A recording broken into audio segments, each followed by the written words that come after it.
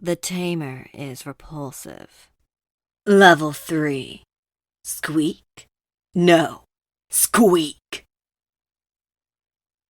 There were creatures in the game that could be called beastmen by the standards of other games, but they were instead called Wareen instead.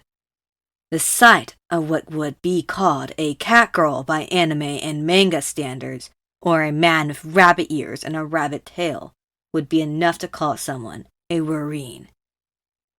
What had been summoned to aid me was a true beastman, and not a Wareen.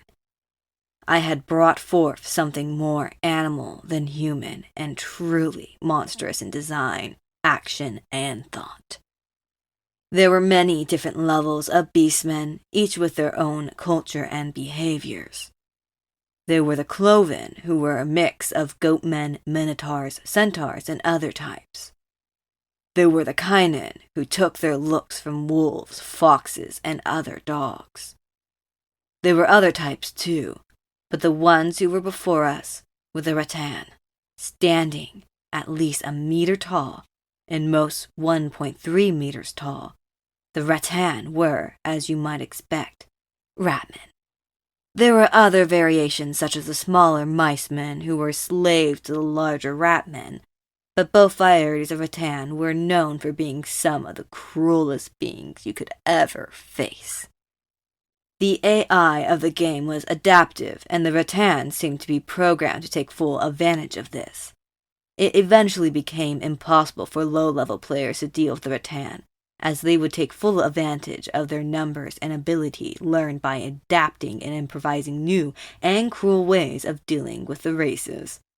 Thankfully, they were confined to certain areas of the world by the game's programming, and were it not for that, they likely would have taken over large parts of the game world. The rattan were known for tormenting their victims, and some players quit the game after facing them. The only upside about facing them in the game world was that they were programmed to eventually kill their target after a set period of time, and I had no idea if that was the case in this world. Why am I going over this? It was quite simple. The fourth expansion of the game was called Rise of the Under Empire, and revolved around the rattan. One of the prelude events to release the expansion was the assassination of the king of Londarl by the hands, or paws, of the greatest rattan assassin. The assassin's name was Squeak Face Stealer, and when the game came to face her, she was certainly a tough fight. Although this was to be expected from a Mythic Plus endgame raid, one of 5 that made up for the final battle against the highest-ranked members of the Fiendish 5. What Puke Princess assumed was me trying to demean myself to get out of death was in fact me calling out the end boss of the Mythic Plus raid, called the Verminous Assassinorum. As the hangman pulled the lever and I plummeted toward the ground, the rope snapped, or rather, the rope was cut, cleanly, faster than anyone could see, including myself due to the sack over my head. Then came the screams. My God, the screams!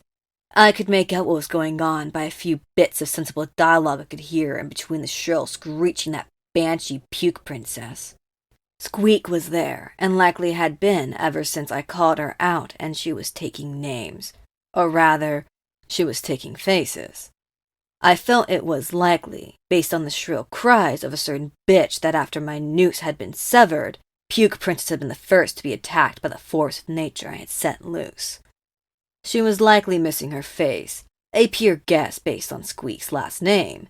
The sounds of magical spells being shot in various directions, and metal striking stone intermediate with a gut-wrenching noise of flesh being torn painted a grisly picture that was not in favor of human royalty and their accompanying guards.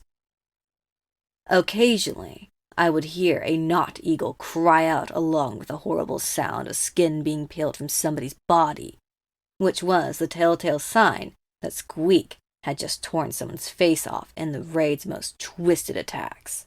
Other times there would be a Nightcrawler-esque bamf sound followed by someone crying out their death throes as a rattan assassin stabbed in the heart with her twin daggers. But worst of all was the terrible, nails-on-a-chalkboard scream of the goddamn bitchy puke princess. I eventually overheard the sounds of more gods rushing to deal with the rat bitch, as they called her, only to be swiftly silenced.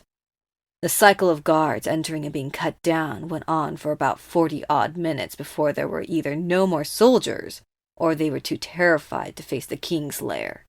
5 more minutes passed, and all through the past 45 minutes I had been forced to endure the unending howls of a mad bitch. Finally the rope binding my hands were cut, and the canvas sack was removed from me. I turned around to see Squeak herself standing roughly 198 centimeters tall, and dressed head to toe in tan leather clothes made from people's faces. She had a look that seemed to say, "Praise me." Behind her back crossed her curved, serrated, and poisoned daggers in her little paw-like hands. It was strange. In the game, the rattan weren't this tall, or this busty, or this hot. On her hip was a sack which seemed to ooze blood, likely filled with the faces of everyone she had just taken them from. Notably, there was one face that was not in the sack, and was the face that I assumed belonged to the screaming bitch that was writhing in agony over behind me. Squeak seemed especially proud of that trophy in particular, as she was wearing it like a mask on top of her own face, kept in place by small hooks attached by her headgear. Notching my gaze on her new prize, she took the prince's face off hers and offered it to me, showing her face and her lustrous, soft, deep black fur in the process. She once again offered Puke Princess' surgically removed face as a gift, but I politely refused. I patted Squeak on her head and motioned to her to follow me towards the entrance I had come through, but rather than do so, she turned and went over to the princess. It was then that I heard something that I never thought I would. Squeak talked, and not in the scratchy, inhuman sound that you might expect from a rat man, but with the sweet voice of a young and attractive woman, roughly somewhere in her late teens to early 20s, although of a bit of a higher pitch overall, and barely noticeable rasps caused by her inhuman vocal cords and mouth. To the players in the game, Squeak and the rest of the Beastman race made unintelligible animal noises. Even after taming them, I never heard the slightest word from any of my tamed beings, even the human ones. And yet, "You shitty little bitch thing. You tried to kill my master husband. But now you are at our mercy. You were cruel, evil to him, and now we leave you in pain, agony. Screech, cry all you want, bitch thing, for no man-thing can rescue you from my poison. You will curse your choice decision with every breath gasp you take.